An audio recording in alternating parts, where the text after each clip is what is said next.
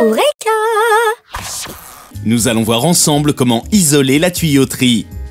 Voici les différentes étapes à suivre.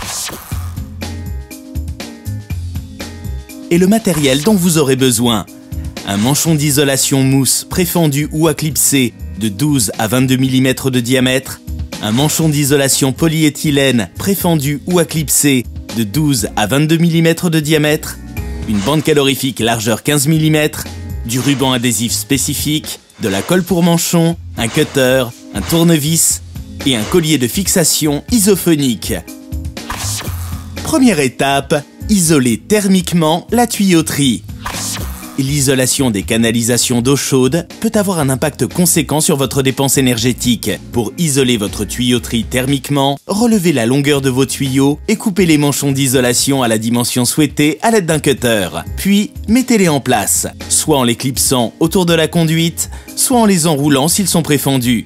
Pour les manchons préfendus, fermez les bords du manchon avec de la colle adaptée pour une meilleure efficacité et un bon maintien.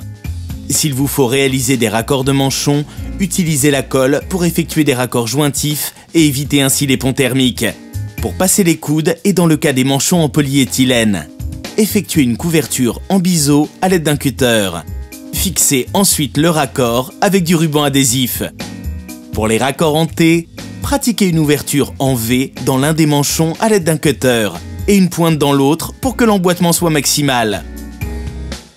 Scotchez ensuite les deux éléments à l'aide du ruban adhésif.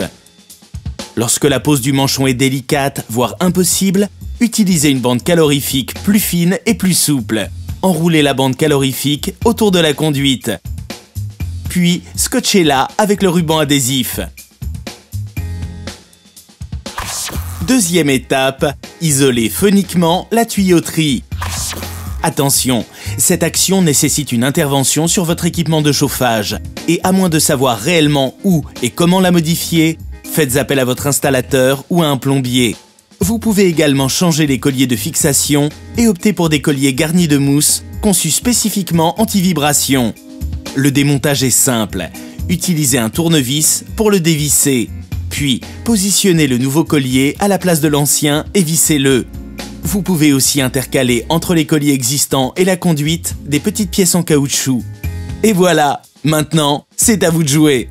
Sur Eureka.fr, vos questions sont entre de bonnes mains.